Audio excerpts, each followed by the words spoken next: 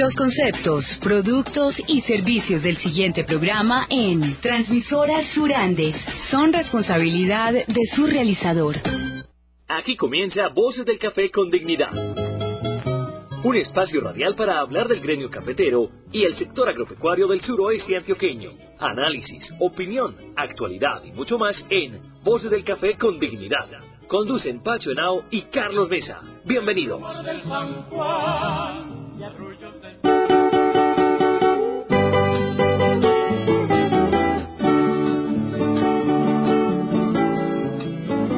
Buenos días, amigos de Andes, de los municipios de otros municipios que nos escuchan en este programa. Darle gracias a Dios por permitirnos estar aquí, a pesar de tantas vicisitudes del invierno que ha menguado un poquitico, porque a pesar de todas estas dificultades seguimos estando aquí.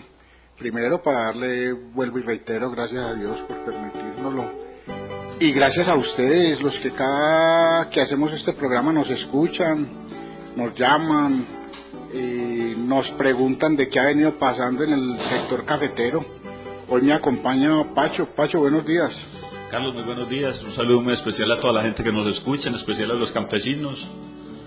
Sí, con la expectativa siempre de que pasen cosas buenas, de que podamos algún día construir un campo que recompense todos los sacrificios de la gente.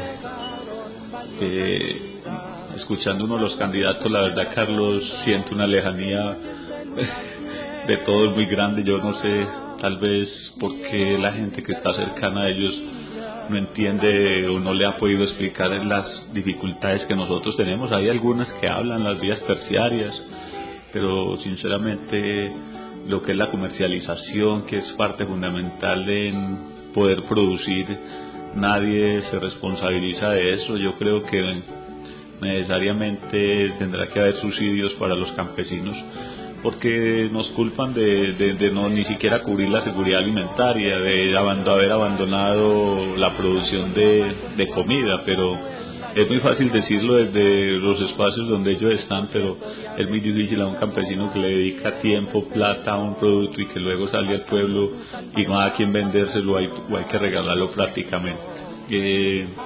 Eso lo entristece a uno, Carlitos. Yo pienso que en una campaña política de estas los escucha uno hablar del cambio que le quieren dar al campo, pero para mí más demagogia que certeza en poder encontrar las soluciones que necesita nuestro campo. Pacho, sí, usted acaba de decir una cosa que es cierta. Definitivamente, en todas las campañas políticas, hay gobernaciones, alcaldías, presidencia, en las últimas, yo diría que en los últimos 20 o 30 años que uno tiene como conciencia de las cosas, no ha habido quien sea persona del campo. O sea, todos aparecen en época de campaña a hablar maravillas de lo que van a hacer por el campo. Y cuando ya estaban se les olvida el campo, no necesitamos irnos de aquí. Hoy, mire cómo está el suroeste aislado prácticamente porque no hay vías para ir a Medellín.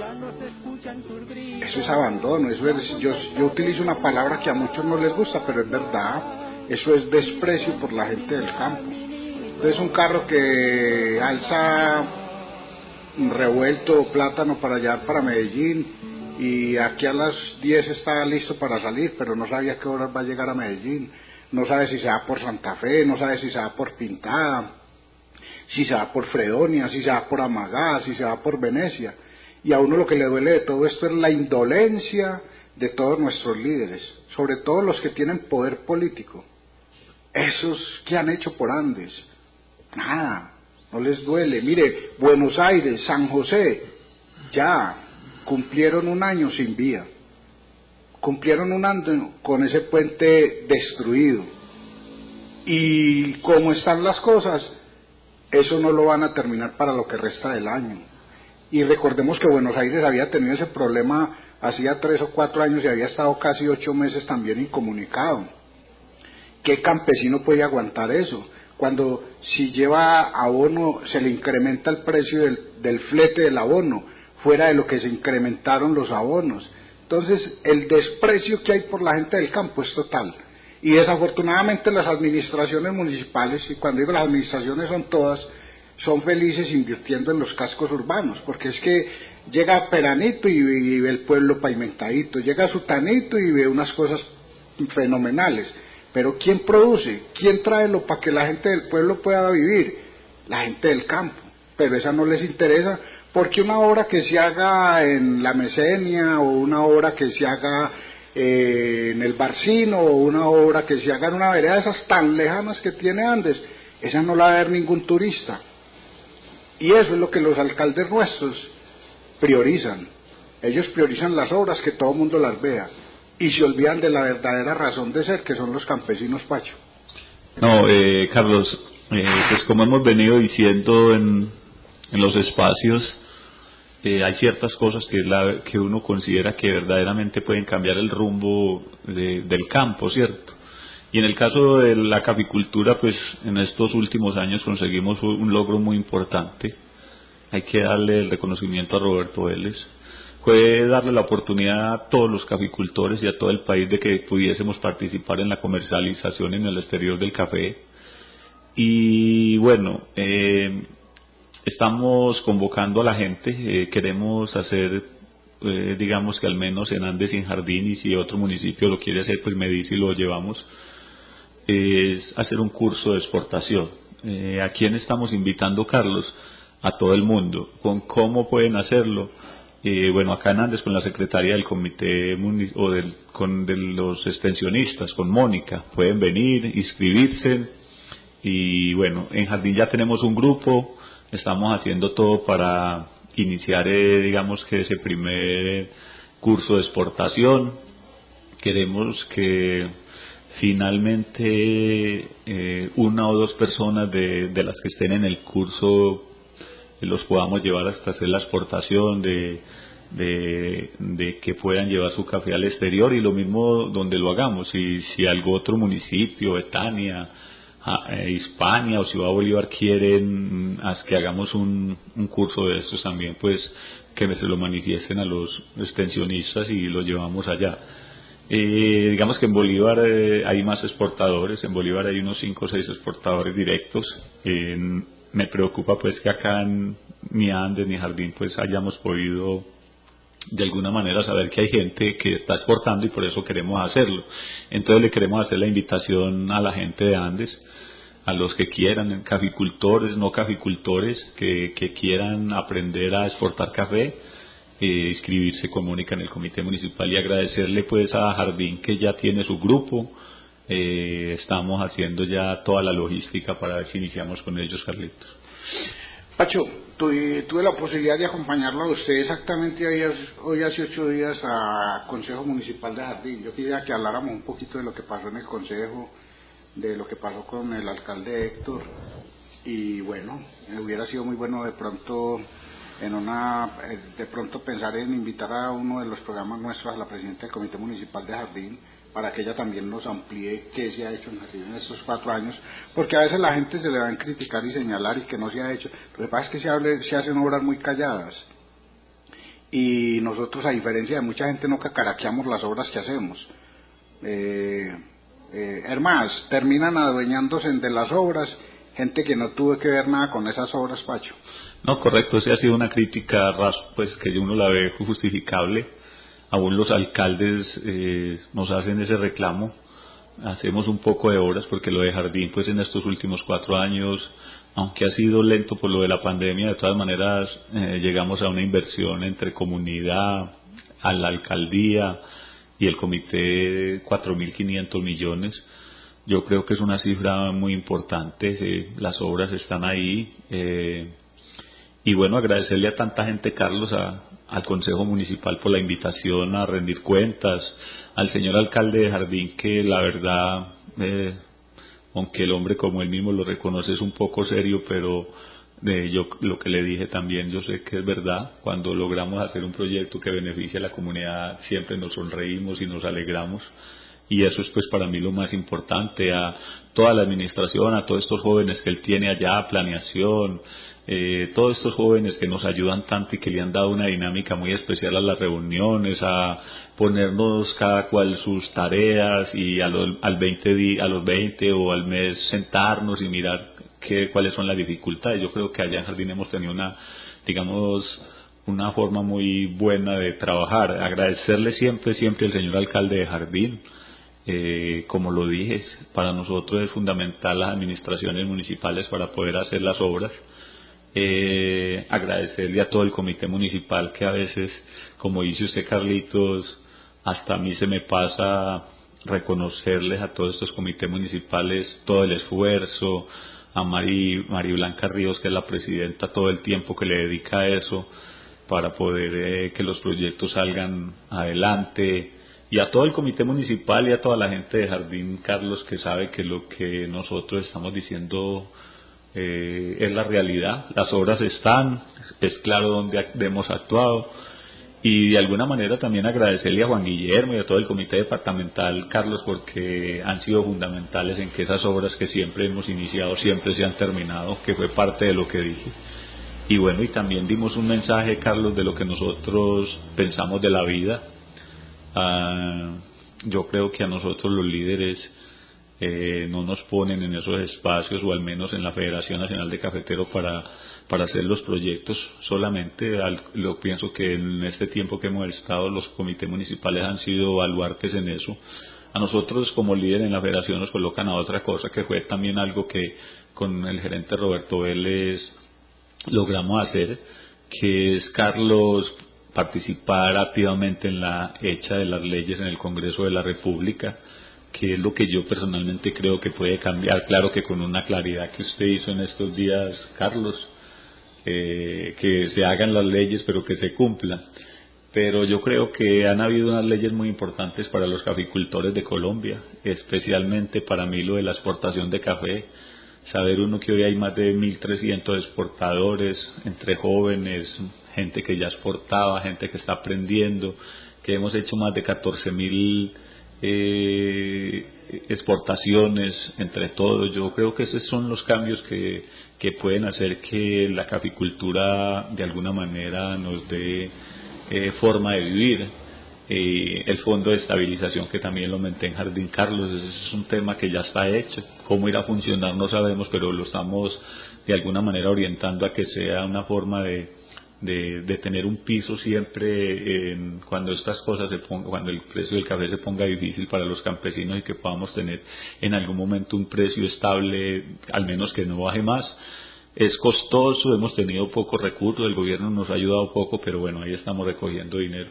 Pero muchas más leyes, Carlos, el piso mínimo de seguridad social, que nos hayan permitido descontar la mano de obra en cosechas, también fue un logro que uno tiene que reconocerlo al que lo hacen, ¿cierto? Que son motivados por muchos integrantes del Congreso Cafetero, pero que uno tiene que ser de alguna manera responsable y darle los méritos a quien los tiene. Así somos, al menos así somos nosotros, Carlos. No nos apoderamos de lo que hacen otras personas, pero que de alguna manera nosotros hemos influenciado en eso, porque conocemos cómo es la dinámica del campo. Lo que le decía ayer escuchando a los candidatos a la presidencia, no sé, nosotros a veces ni siquiera nos identificamos con las formas que se piensan hacer, ¿cierto? Pero bueno, tal vez, Carlos, estemos equivocados nosotros. Siempre uno desearle que el que gobierne sea lo más acertado posible, pero lo que usted dijo es cierto. Llevamos demasiados años esperando algún cambio de actitud frente al campo, y la verdad, Carlos, no lo hemos podido ver. Yo le quiero decir esto, Carlos, que lo decía en estos días. Un tractor en Colombia vale 130 millones de pesos. Dígame usted qué campesino puede tener acceso a un tractor que vale 130 millones. Eso son cosas ilógicas, que es absolutamente necesaria, porque la mano de obra en el campo, Carlos, digo yo, por ejemplo, en estas planicies del Bajo Cauca, que podíamos producir en el Magdalena Medio, pero entonces terminan siendo fincas de ricos que a veces no ni siquiera necesitan la tierra. Y ¿Y por qué termina siendo en manos de ellos? Porque si un campesino tiene 8 o 10 cuadras de tierra y no es capaz de vivir de eso, Carlos, entonces la gentecita se cansa de luchar, de esperar, Carlos, y producimos, que no digan que no, porque es que hemos producido maíz, pero un campesino hace cuentas, producir 1 kilo de maíz vale 1.000 pesos, cuando va a ir a venderlo vale 500 o 600, es imposible que la gente resista a una cosa de esas, hombre, Carlos.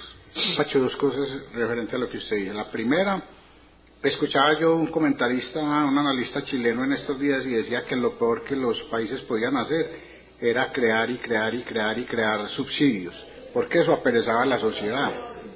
Y es un hecho. Nosotros hasta antes de que empezaran a crear todos los subsidios que hay, no había tantas dificultades para conseguir gente que trabajara. Se empezaron a crear esos subsidios y entonces ya la gente, ¿qué hace? Como les llega el subsidio, trabajan 2 días porque el resto lo superan con los subsidios. Entonces, es una cosa que a nosotros siempre nos ha preocupado. Y todos los candidatos que hay ahora aspirando a la presidencia, ese es su lema, seguir creando subsidios. O sea, seguir desincentivando que la gente quiera trabajar, que debiera de ser al contrario. Yo pienso que esa plata se le debiera no dar, pero prestar a créditos bajos a quienes tengan empresa, ya sean empresas del sector agropecuario o otra empresa, para que puedan acceder a insumos más baratos y poder generar empleo permanentemente. Entonces, esa es una de las cosas que nos preocupa.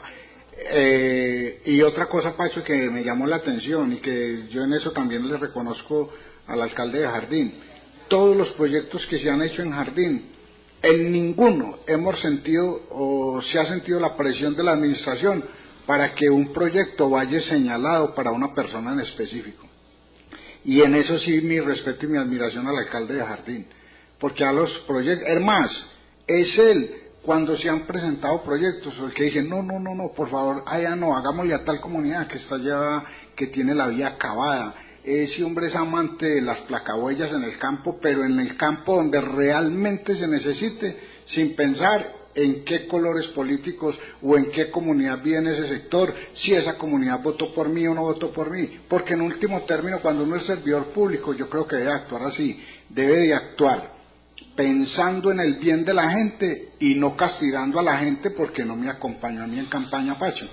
No, es que la priorización, Carlos, en cualquier tema es fundamental para poder ayudar a los más necesitados, porque si no priorizamos, no hacemos unas reglas claras de juego, Carlos, pues en un país donde la gente solo llama al líder el que les lleva la obra a ellos, pero no llama al líder al que es capaz de sacrificar algo para verdaderamente beneficiar al que lo necesita, Carlos, es muy difícil. Aquí llaman líder el que es capaz de llevarse todo para una vereda.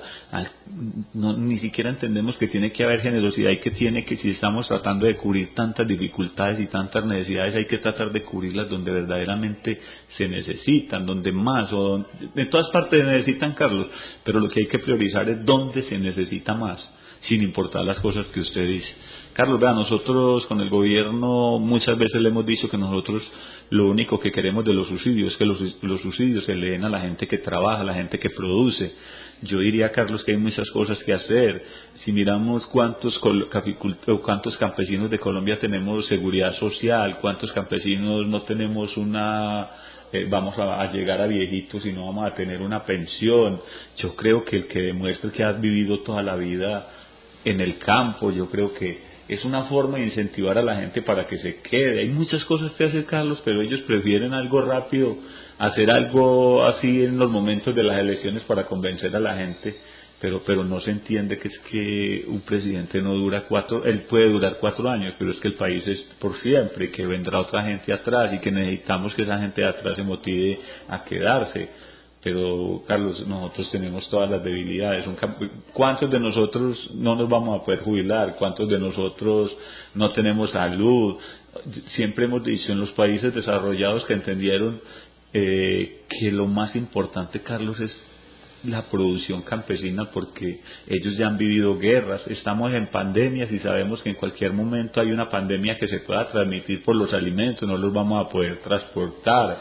a que va a tener que hacerse con lo que produzca el país. Una guerra, lo primero que hacen es atacar a todos los barcos que lleven comida, pero no, este país es un país, Carlos, ciego, un país donde la clase política de nosotros se niega verdaderamente a ser valiente y a hacer las cosas que hay que hacer, hombre, Carlos, pero bueno, tendremos que seguir esperando a que algún día podamos tener identificación con alguien allá, pero de alguna manera nosotros también somos responsables, Carlos, de eso. Y lo triste de todo esto, Pacho, es que la clase política nuestra tiene una dificultad, y es que no aceptan que se les cuestione, no aceptan que se les critique, porque hay de aquel que lo cuestione o lo critique.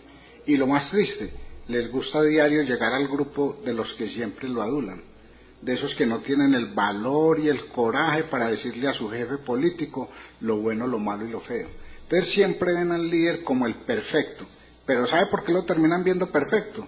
Porque están viviendo como rémoras a expensa de ese líder político que les deja caer limosnitas para que ellos vayan comiendo ahí migajitas. Y entonces con eso, si el hombre mira feo, lo aplauden; si el hombre grita, lo aplauden; si el hombre llora, lo aplauden; si el hombre insulta, lo aplauden; si el hombre se sienta a tomarse un tinto, lo aplaudan; si el hombre, perdóname la expresión tan cruda, hace pipí en el parque, lo aplauden. Esos son los súbditos que a ellos les interesa tener, que a toda hora los estén adulando, y eso es una vergüenza, por Dios. Uno tiene que tener el valor de decirle a su jefe político lo bueno, lo malo y lo feo, con respeto, pero tiene la obligación moral y ética, diría yo, de decirle las cosas buenas y malas al jefe. Pero no, uno se queda sorprendido del arrodillamiento y del grado de postración en que viven algunas personas que rodean estos líderes políticos. No, Carlos, pero usted fue claro en eso. El que no tiene independencia no puede hacer un juicio razonable. Y nosotros aquí lo hemos dicho mucho, Carlos, porque a nosotros nos han tildado de muchas cosas, pero siempre hemos dicho algo. Lo que hemos hablado acá y lo que hablamos en cualquier parte, no sé, Carlos, si acertaba absolutamente, porque ser uno asertivo en todo pues es muy difícil. Lo único que no nos mueve, Carlos, es un interés individual. Nosotros lo que hacemos es un interés, siempre luchando por un interés colectivo. Nos mueve dedicarle tiempo a esto, atrevernos a hacer algunas críticas, Carlos, que no vemos que sean dañinas, porque como dijimos hace días, casi todo lo que nosotros hablamos y se nos viene encima esos personajes, se tiene que terminar haciendo, Carlos, porque eso era lo lógico. Lo lógico no es defender a ultranzas cosas que no son, es ser capaz de reflexionar y entender que si otro tiene la razón hay que dársela, y si se puede ayudar, se ayuda. Pero eso de que lo atacan a uno como víboras y luego terminan haciendo lo que uno les dijo que había que hacer, esas son las cosas que la gente tiene que entender. No, uno en estos espacios tiene que tener quien lo critique y en verdad lo motivan a uno, lo pellizcan, y bueno, cuando uno está representando a la gente, Carlos, de alguna manera hay que escucharlos y ser capaz de reflexionar sobre los temas. Sí, Pacho, eso es, ahí quedan esas reflexiones. Esperamos que la gente sepa asimilarlas, sepa entenderlas y tome lo bueno de esas reflexiones que nosotros sabemos, a veces hacemos. Ahí se viene una campaña política, se termina esta, en 2 meses, pues si hay segunda vuelta, en 2 meses ya terminó esta, pero casi que diríamos que en 3 meses está arrancando otra vez una campaña de año y medio para una alcaldía. Entonces, hombre, todas estas reflexiones que haremos es como para que la gente vaya mirando, vaya pensando cómo van a ser las cosas. No, Carlos, tiene usted toda la razón.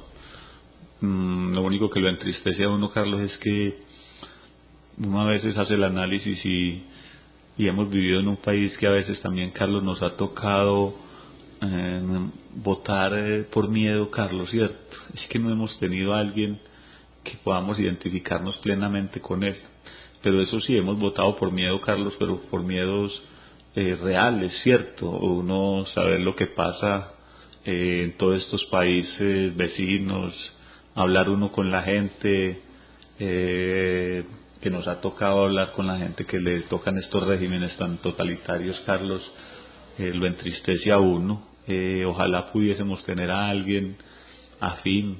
Ojalá pudiéramos tener otro Jorge Eliezer Gaitán Carlos, donde todos pudiéramos de alguna manera compartir un pensamiento en lo moral, en lo ético, en las cosas que son correctas. No hemos podido, Carlos, todavía ser capaz de entender que el voto tiene que ser un voto sin ninguna que el voto tiene que ser libre, no puede ser algo que porque lo transportan a uno, que porque ese día lo atiende, no, así no hay forma de que un líder honrado, transparente, Carlos, se le mida esto, ¿cierto? Si hay que comprar conciencia, si hay que manejar toda la plata que se maneja, es imposible que la gente buena se le mida esto. Siempre lo hemos dicho, es que una campaña valer lo que vale. Ahora para el Senado y la Cámara, Carlos, decirle a uno que una campaña de esas puede valer 3.000 millones, pues, o más. Entonces imagínese, Carlos, cómo puede uno creer que la persona que se va a lanzar ahí le mete toda esa plata, de alguna manera va a ir honesto y transparentemente a un espacio de esos. Pacho, usted se peló. Yo me atrevería a apostar que 3.000, déjale una campaña para la alcaldía de Andes. Entonces, Jesús María José Carlos, yo creo que la gente el día que entienda que ese día hay que venir por otras cosas, yo creo que esos planes de gobierno que se hacen tan generales, esas promesas que le hacen a la gente sin fundamento, que no hay de dónde sacarlo, la gente tendrá que entender que alguna vez que hay que saber cuánto es el presupuesto de un pueblo de esos para poder tomar decisiones como las que se toman de la dimensión que se promete. Bueno, Pacho, nos gustaría seguir hablando, pero el tiempo en este espacio se hace muy corto. De todas maneras, un feliz día, que Dios los bendiga y nos escuchamos dentro de 15 días. Voces del Café con Dignidad. Un espacio radial para hablar del gremio cafetero y el sector agropecuario del suroeste antioqueño. Análisis, opinión, actualidad y mucho más en Voces del Café con Dignidad. Conducen Pacho Henao y Carlos Mesa. Los conceptos, productos y servicios del anterior programa en Transmisoras Sur Andes son responsabilidad de su realizador. 9 de la mañana y 1 minuto en Colombia.